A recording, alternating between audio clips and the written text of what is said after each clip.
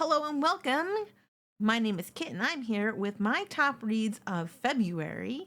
I had some good ones this month. No Valentine's Day, but actually kind of one little, maybe somewhat tied to Christmas. We're still in holiday mode a little bit, but we're going to get into that in just a bit.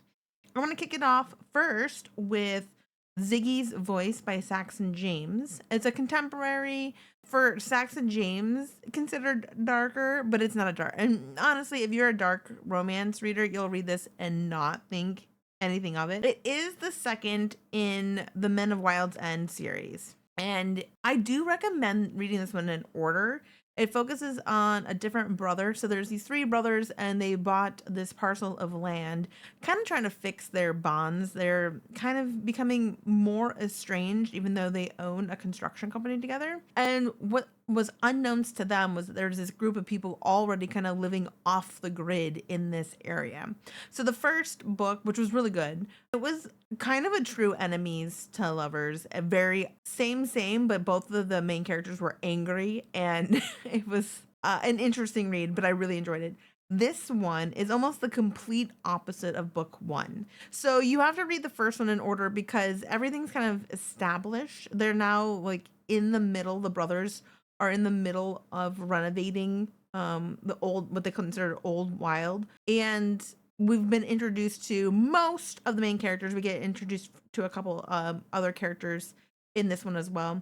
Both Ziggy, who is one of the people who've been living off grid here, and Kennedy, who's one of the twins, are very sweet characters. They have kind of like this like cinnamon roll quality. They like helping people. Kennedy's brothers worry for him because he kind of tends to dive into relationships and then like latch on, and he's had his heart broken so many times. It's kind of like one of those people that loves love, mostly because he's trying to find this connection, I think.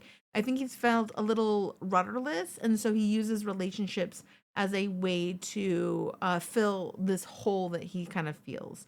Now, that being said, while he's doing this construction planning, he's sworn off relationships. And so Ziggy, who has selective mutism and a huge crush on Kennedy, worked through this, and he's like talking to Ziggy about everything. Ziggy's like, "Oh no, right when I like somebody, they are swearing off relationships." But however, this one bedroom, one bed type of situation occurs, and something kind of blossoms among the friendship that these two are building. The attraction has been there from the start. Well, on Ziggy's end, I will say I kind of like the fact that Kennedy was trying to work on himself before diving into any type of relationship. And I think that kind of helped solidify the friendship these two were building while the brothers do this renovation project. There is trauma for both these characters. Ziggy particularly has a really bad childhood, which is part of what has fed into his selective mutism.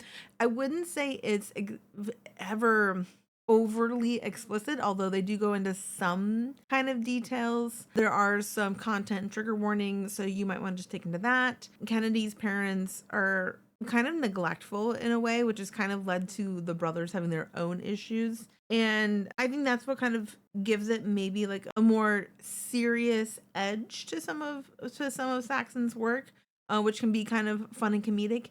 This has really good dialogue, but I wouldn't say it's got like the witty himbo-ish experience that have come in other characters. This is kind of more like along of the Accidental Love series, which has very well thought out characters that have their own trauma and the wittiness and the they're fully formed 3D people. However, I would say even the Accidental Love has a bit more comedic moments than this series. I don't know. I kind of really like. It's not a full change of pace, but it is a little bit of a different vibe, and I'm really kind of digging it. I mean, I'm a dark romance reader, but I read everything across the board, and I think this is kind of like a really nice I don't want to say middle ground per se. It's more like if you had like, like one of those barometers from like light and fluffy to dark, it would be like in like the first third of the meter, so like just shy to left of like right in the middle.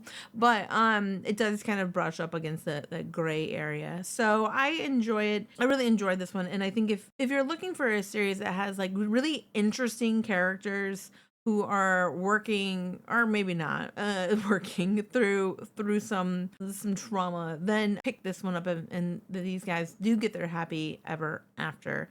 Honestly, I think Saxon James writing is really sweet. I really enjoy her stories. All right, this next one is a little holiday-ish, but not really. It's holiday tangential. So we've got Poison Heart by K.A. Merikan. This is tied to Christmas Mafia Prince. It's kind of like a spin-off because it's not in that series. They're considering this a first in a new series. But the main character, Corvus, is a cousin of one of the main characters in Christmas Mafia Prince. So it's only kind of a holiday-ish read because there is the annual hunt for this super rich family that goes around and takes out their enemies in this hunt. That's where Corvus meets Dalton. Dalton is a prisoner. He is set for the hunt. He owes the casino that this family owns a lot of money. Corvus is kind of like, even though he owes a lot of money, he's not quite sure why Dalton was chosen for the hunt because it's a little out of norm. Normally they have to do quite a bit more to be chosen, but either way, Dalton is conventionally very good looking, and Corvus has been hiding a secret from his family. Goes and is like, well, if Dalton's gonna die, you know what, he can we can have a fun night together.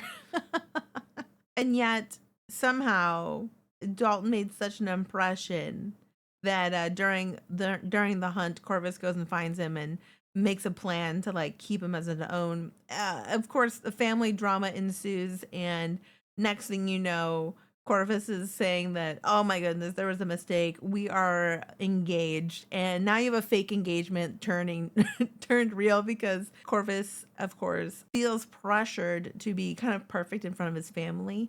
Mostly pressure from his father who's passed away. Lots of trauma there, lots of trust issues for Corvus. Dalton he's not infallible, and he's definitely got his own dark-ish past, but overall he's kind of straightforward and just like a really sweet counterpart to Corvus. He just wants to kind of make things easy and nice for Corvus. He's kind of like a big brute who ends up being like a cinnamon roll himbo. I will say Corvus, due to his trust issues, does almost ruin everything at one point, and I wanted to shake him up, but in the long run, Corvus does redeem himself. I really just had a really fun time reading this. I was kind of laughing at some of the more outrageous situations. You can kind of see, I think, who the bad guy in the background is. I don't think it's really that much of a surprise, but it didn't bother me any. And we get to see more of Corvus's crazy cousins. I'm looking forward to more of this series. I want to see more of these rich people who have so many issues. They would need a team of therapists to untangle. It's just K.A. Merikan does dark in a really nice way. I enjoy their stories. Corvus loves his poison. Dalton knows how to use his fists, but at the end of the day, just wants someone to cuddle up with. And, it does stand on its own. You don't have to read the Christmas Mafia Prince first, but it wouldn't hurt at the end of the day to go back and if you have time to read that, maybe even after checking this one out first, and if it is your cup of tea, picking that one up too, because they were actually both good. And I think I even highlighted it in one of my past recommendation videos. On kind of like a different note, we're gonna go, of course, did I say I'll always stand Grae Bryan? Because I'm always going to stand Grae Bryan. She just came out with Don't Feed the Vampire. This one's both a spin-off of the Demon series that takes place in Maine, and also her original vampire series, The Vampire Mates. We have Seth, who is cousins with Benny. That was kind of featured as a side character in all of those demon stories in Maine. He was the baker that everybody went to for the lemon bars or anything else that they really liked. He felt like a little stagnant there, so he moved all the way out to the West Coast, somewhere in the Pacific Northwest. I want to say Oregon, but it could be in Washington. It's not really that important because it's just like a small town out there in the forest slash mountains. And we get to see Riley all grown up. Riley is a vampire who we get to meet in Wolfgang. And actually, in Wolfgang's mate Eric notices this kid hanging around the hospital that he works at. And it turns out that the kid was made a vampire, which is almost unheard of because vampire children do not do well. There's something about making a child too young that kind of messes them up and end up having to be put down for good. However, Riley was able to fall into the hands of these two women, Daphne and Sybil, and they were able to raise him very meticulously, I should say, to help him with his hunger cravings. So Riley's now like a mature vampire, and he gets a whiff of Seth's orange scent and knows that this is his mate. He's a little awkward because he's not been around many humans. Seth always believes in the goodness of people, and I really loved watching these two build their relationships. Seth doesn't believe someone like Riley would want to stick around, wouldn't get bored of him, I guess is the best way to put it. Riley knows that Seth is endgame for him and is on his way to woo slash court Seth. And then, the moms get involved a little bit. But so even Seth takes that with his optimism. There's another big plot line that sets up this new series and some new mystical creatures that will be featured. And I can't wait. We got a whole new cast of characters that are coming up. And I just really enjoyed revisiting these two characters and seeing them get their happy ever afters, and I'm kind of glad they're with each other. I think they are just perfect.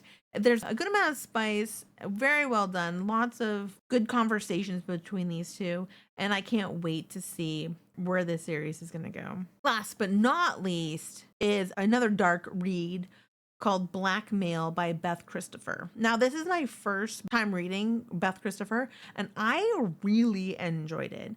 We have Simon and Sebastian. Simon is a paid escort, and Sebastian has caught him with his husband, ex-husband now. It turns out Sebastian's ex-husband was paying for time with escorts behind his back and now is kicked to the curb. There is this plot behind the scenes of Sebastian's customers being kidnapped and trafficked, and it's dark. Sebastian has some anger issues. Simon enjoys when Sebastian takes his anger issues out on him. I will say overall the pacing was really good. The action was decent. I really liked the characters. I liked Simon's other escort friends. I will say Sebastian was really thick at one point, especially where his ex-husband's concerned. And I'm very glad that he has a friend able to shake him up, because otherwise I was going to do it. This is high heat all the way. If you like a character who's possessive and isn't afraid to leave marks, then I think you would enjoy this one. I'm currently reading the next in the series and enjoying that one as well. I think Beth Christopher is going to become another author that I look out for. She seems to run the line of morally gray and dark very nicely. I wouldn't say it was anything too dark. There is some violence. There are heavier topics. Like I said, there's the trafficking. Simon has left a religious cult and is trying to work his way through nursing school along with the escorting. And the characters themselves, they're like definitely not perfect, which is refreshing, I would say. It was a wild ride, but I enjoyed it, and I'm really looking forward to continuing this series. All right, that's all I got for you this month. Leave a comment below what you've been reading, what you've been enjoying, any new authors you'd like me to kind of check out. Don't forget to like and subscribe so you can get notifications when new videos go live. I'll see you guys next month. Take care, everyone. Thank you. Bye.